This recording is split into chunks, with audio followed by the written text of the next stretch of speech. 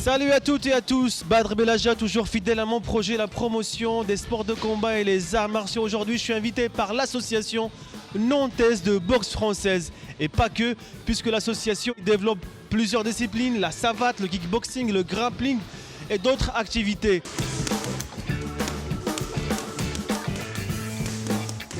L'association existe depuis 40 ans, il a plusieurs cadres diplômés d'État et aujourd'hui on est là pour promouvoir cette association.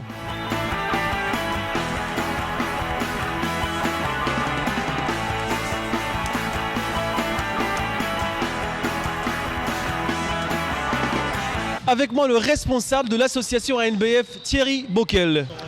Alors donc le club ANBF existe depuis une quarantaine d'années. Nous travaillons sur plusieurs activités pugilistiques et cette saison nous avons plus de 450 adhérents. 450 adhérents, ce n'est pas négligeable. C'est quoi le secret alors? La convivialité, l'emplacement, l'ancienneté, l'historique du club, les bons résultats sportifs et puis j'insiste sur la convivialité, la bonne ambiance du club. Le club, bien sûr, est dirigé par plusieurs diplômés d'État dans la boxe française, le kickboxing, le pancras, c'est ça Thierry? Exactement, nous avons une dizaine de moniteurs et de brevets d'État, toutes disciplines confondues, chacun étant responsable plus ou moins d'une technique et moi je suis chargé de coordonner la gestion administrative, logistique du club. Ma spécialité c'est la savate BF et on a des spécialistes en anglaise, des spécialistes en kick et des spécialistes en pancras grappling. Est-ce que effectivement, puisque les adhérents ont la chance d'avoir un club qui englobe plusieurs disciplines, est-ce qu'il y a des boxeurs qui pratiquent plusieurs activités? Tout à fait. Et le but c'est effectivement de suivre un petit peu l'évolution de la société et de faire que les boxeurs puissent travailler dans les 3-4 disciplines. Donc ils peuvent se perfectionner jour après jour en fonction de ce qu'ils préfèrent dans leur activité principale ou les activités annexes, pour perfer dans les activités principales. On pense notamment au pancras grappling, qui est un travail qui commence en debout, par l'anglaise, par le pied-point, pour finir au sol.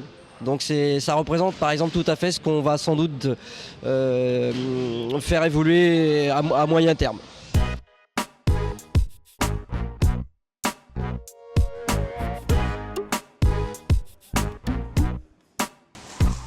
Les compétiteurs s'entraînent ensemble, mais un petit peu différemment des loisirs. Il y a des cours loisirs tous les jours, donc c'est pour ça qu'on a énormément de monde. Ça permet aux gens de venir du lundi jusqu'au samedi. Les entraînements pour les compétiteurs sont individualisés, ce qui permet donc une bonne progression. Et nous avons de très bons résultats depuis 3 ans, notamment savate, où on a dû faire une dizaine de finales dans les différentes catégories d'âge et de poids. Est-ce que ce soir, il y a des champions à l'entraînement? Il y a des finalistes de ces 3 dernières saisons qui s'entraînent, tout à fait. Donc là en anglaise on a un pro que vous avez en fond. On a le vice-champion de France Espoir en anglaise, Dylan Ossac. On a Romain da Silva Gomez, 4 titres ces 2 dernières années en savate. Et puis Marion pareil, finaliste et vainqueur l'an dernier. Donc il y a du beau monde. Et c'est pas fini parce qu'on compte bien continuer dans les prochaines années.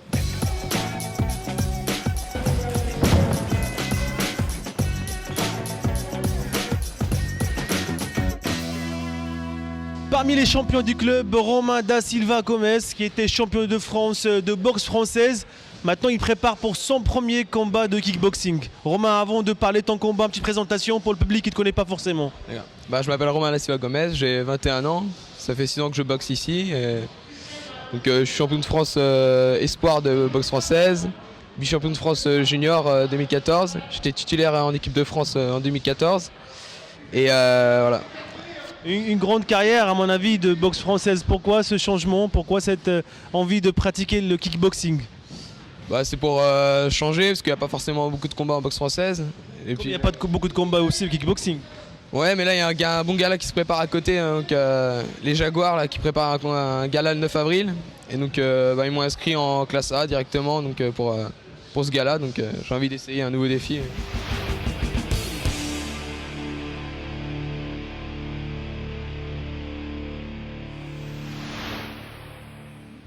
Alors donc moi je suis à la fois président et entraîneur et pratiquant. D'un côté, la gestion administrative du club. De l'autre côté, je m'occupe de développer l'activité Pancras Grappling avec 3 cours par semaine.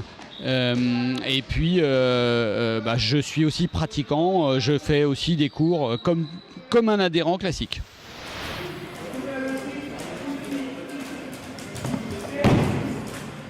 Si on veut parler un petit peu du pancras, du grappling, alors comment l'évolution déjà dans votre club, dans la région, et d'après vous l'avenir de ce sport? Alors, Pancras Grappling, c'est un sport point-pied, donc avec tout un travail de sol, clé, étranglement, un sport de préhension et de percussion. Le grappling, un travail essentiellement au sol, donc pas de percussion du tout. Une activité qui est en plein essor, en plein développement avec la Fédération française de lutte. On est en train de former des cadres sur la région. Nous, on a un de nos cadres qui part en formation sur Paris, de manière à être diplômé et pouvoir développer l'activité sur la région des Pays de la Loire.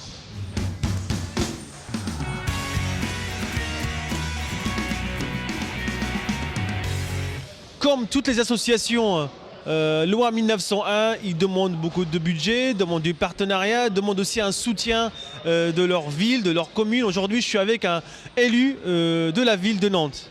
Donc, je vous remercie de cette invitation. Donc, en tant qu'élu à la ville de Nantes, notre politique consiste à accompagner les acteurs sportifs. Mais surtout aujourd'hui, nous avons un programme à la ville de Nantes qui consiste de permettre la pratique sportive libre. Et donc, dans cette salle, il y a toute une historique. C'est pour ça que je suis là aujourd'hui, soutenir l'association Nantaise Boxe Française sur leur mission d'accompagnement, mais de développement d'autres sports aussi mal connus et qui se développent aussi, qui luttent aussi l'accès à l'esport pour tous. Arrière, avant, en direct à la face. Incertitude. Pour le défenseur, c'est là. Jean-François Seignard, responsable technique du club de la NBF à Nantes. Donc là, ce soir, je m'occupe du kick. Là, comme vous pouvez le voir, en fait, ils sont en préparation pour les différents interclubs et galas à venir pour la fin de saison. Donc là, on est sur une préparation pour la maîtrise des... Comme ils viennent tous de différentes disciplines, il y en a qui font du grappling, de la savate ou que de l'anglaise et qui font un peu de sparring aussi pour augmenter le nombre de boxeurs à boxer. Donc tout le monde tourne avec tout le monde. Ce qui fait que là, ce soir, en fait, on fait donc parade, tout ce qui est parade, blocage, remise en direct, poser les appuis, transfert d'appui, pour pouvoir en fait travailler dans l'échange. Donc voilà.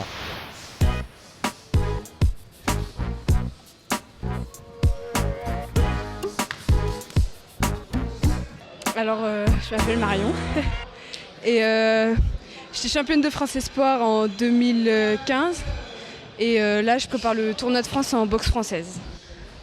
Ouais, là je reprends après les tours de poule élite où je me suis pas qualifiée du coup pour la suite, mais on repart et puis j'ai pris un mois plus à me reposer et là je reprends l'entraînement doucement.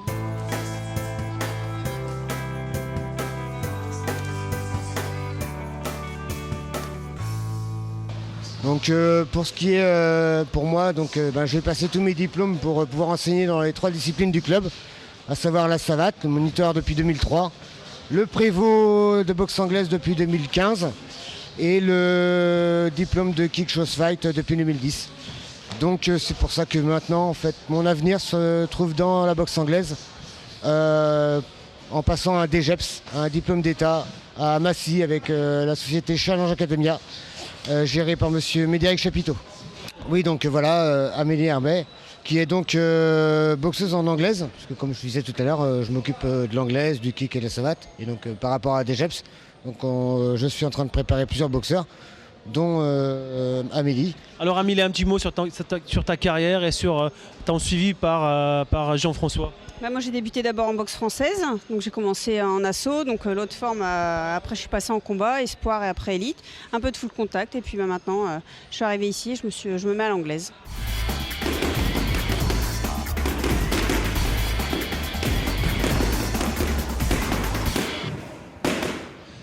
Parmi les champions du club, Dylan Bréjon, champion en poids lourd. Dernièrement, il a fait vice-champion de France. J'ai eu la chance de le croiser à Paris, spécialement au Cercle d'hiver, lors du gala organisé par Malamine Koné. C'était les finales des championnats de France. Pour une première dans nos émissions, je vais faire une transition directe au Cercle d'hiver. A tout de suite.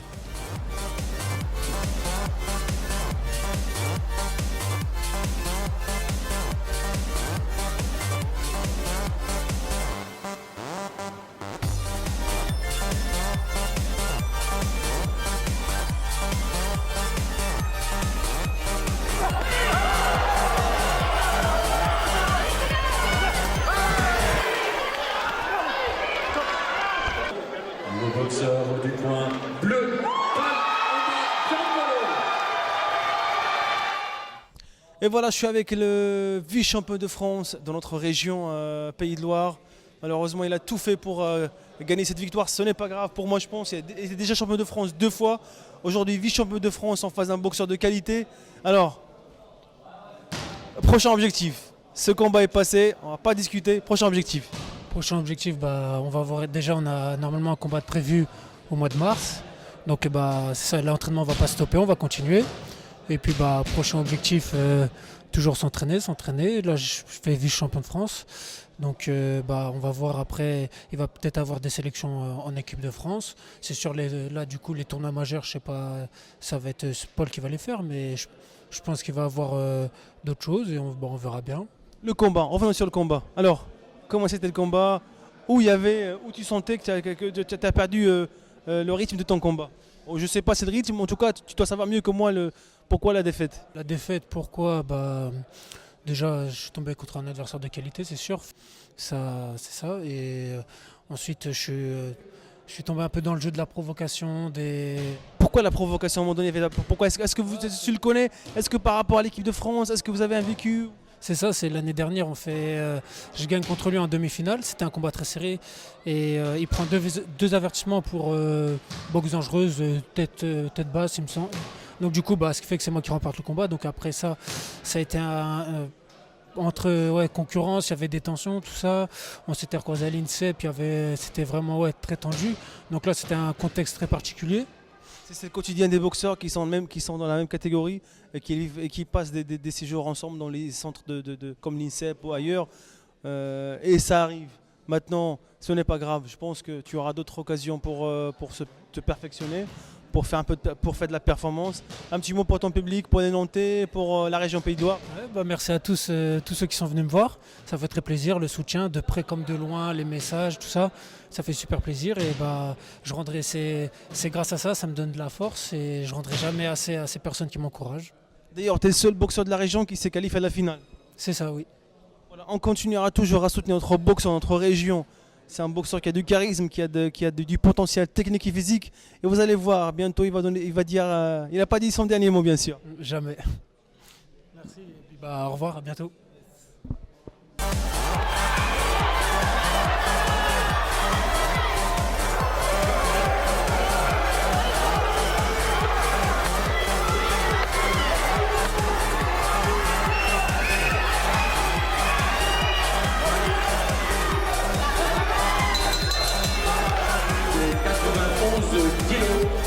Le boxeur du coin bleu.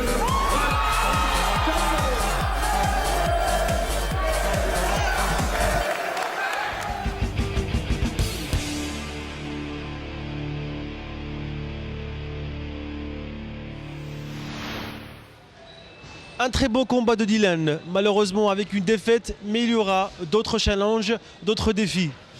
Et c'est la fin de notre émission. Je laisse le dernier mot, bien sûr, le mot de la fin au responsable du staff technique, Thierry. Merci Badr d'être venu pour le club, pour cette petite émission. Et nous espérons vous revoir le plus souvent possible sur les différentes compétitions qu'il y aura dans la région, dans toutes disciplines confondues. Merci beaucoup. Merci Thierry. On continuera toujours à promouvoir cette association, promouvoir leur activité et mettre en valeur leurs champions. Merci Thierry et à la prochaine.